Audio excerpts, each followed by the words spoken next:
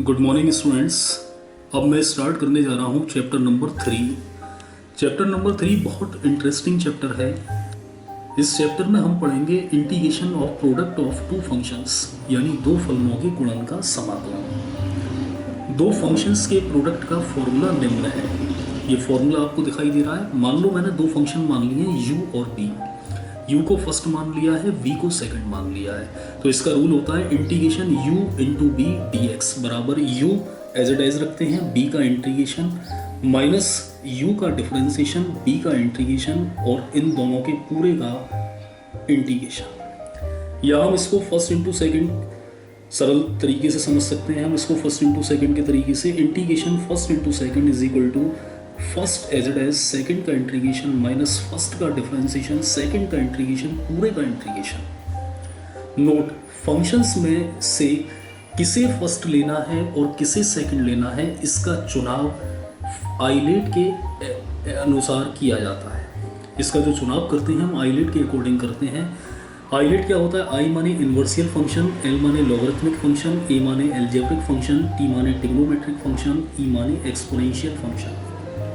Clear? अब दो function इनमें से कोई भी हमें दिए हुए हैं तो जो ऊपर आएगा उस वरीयता के अकॉर्डिंग उसे फर्स्ट माना जाएगा।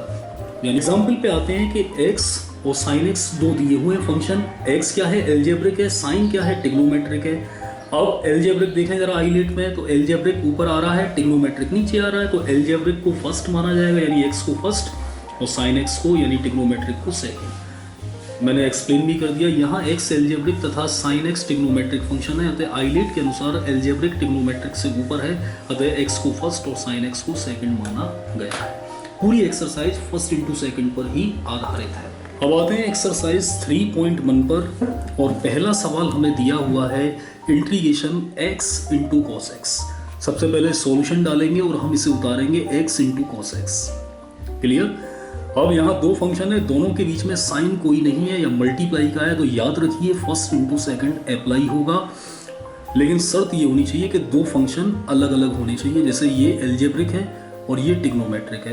पहले हम पहचान करते हैं कि ये फंक्शन कैसा है। तो ये एल्जेब्रिक है, ये ट्रिग्नोमेट्रिक है। अब आइलेट में एल्जेब्रिक ऊपर आता है, ट्रिग्नोमेट्रिक नीचे आता है, तो इसलिए इसे फर्स्ट माना है और सेकेंड इसे माना है। रूल को अप्लाई करते हैं। फर्स्ट एज इट एज यानी x as it is, second का इंटीग्रेशन यानी cos x का इंटीग्रेशन माइनस फर्स्ट का डिफरेंशिएशन यानी x का डिफरेंशिएशन और सेकेंड का इंटीग्रेशन यानी cos x का इंटीग्रेशन और इस पूरे का इंटीग्रेशन। cos x का इंटीग्रेशन क्या होता है? sin x, x का डिफरेंशिएशन 1 होता है, cos x का इंटीग्रेशन sin x होता है। sin x into 1 sin x हो जाएगा, फिर sin x का इंटीग्रेशन cos x माइनस का cos x होता है, माइनस माइनस प्लस कर दिया गया है, प्लस c हम ऐड कर ही देते हैं क्योंकि इंडेफिनिट इंटीग्रेशन है। इसी तरह ये सवाल कंप्लीट हो गया, यही आंसर है। अब इसके जैसे कौन कौन से करने हैं? क्वेश्चन नंबर 3 को, 9 को, 26 को कर लेना, सेम एज इट एज है। इसके बाद आते हैं क्वेश्चन नंबर 2 पर।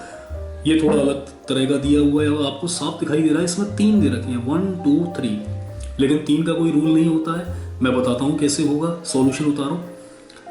ये दो फंक्शन एक जैसे हैं ट्रिग्नोमेट्रिक, तो इन दोनों को हमें एक बनाना है, सिंगल बनाना है। तो आपको साफ दिखाई दे रहा है कि क्यों ना हम इसमें 2 का मल्टीप्लाई करते हैं और 2 का डिवाइड करते हैं। तो मैंने यही किया है, बाहर डिवाइड कर दिया है, अंदर मल्टीप्लाई कर दिया है। 2 sin x cos x sin 2x हो जाएगा। अब ये सिंगल हो गया। देखिए दो फंक्शन हो गए, ये एल्जेब्रिक है, ये ट्रिग्नोमेट्रिक है। इसे एल्जेब्रिक को फर्स्ट मान लिया है, ट्रिग्नोमेट्रिक को सेकंड मान लिया आइलेट के अकॉर्डिंग। रूल अप्लाई कर दिया। ये 1/2 है ना, इसका भी मल्टीप्लाई दोनों पदों में होगा। ये नहीं है कि आप पहले पद में कर दें और दूसरे में ना करें, दोनों में करना पड़ेगा। First as it is, second का इंटीग्रेशन माइनस 1/2 मल्टीप्लाई हो गया क्योंकि बाहर है कॉन्स्टेंट, और डिफरेंशिएशन फर्स्ट का और सेकेंड का इंटीग्रेशन और पूरे का इंटीग्रेशन। sin 2x का क्या हो जाएगा? Minus cos 2x/2। इधर डिफरेंशिएशन x का 1 हो गया और sin 2x का minus cos 2x/2, minus minus will be plus और 2 दूनी 4। अब इसके बाद क्या करेंगे? cos 2x का इंटीग्रेशन क्या होता है? sin 2x/2, 2 चौक 8, और इधर मल्टीप्लाई कर दिया, 2 दूनी 4, तो -1/4 x cos 2x minus x/4 cos 2x plus 1/8 sin 2x plus c, और हमने 8 एलसीएम लेके बाहर ले लिया, तो ये sin 2x minus 2x cos 2x plus c, यही आंसर है। बड़ा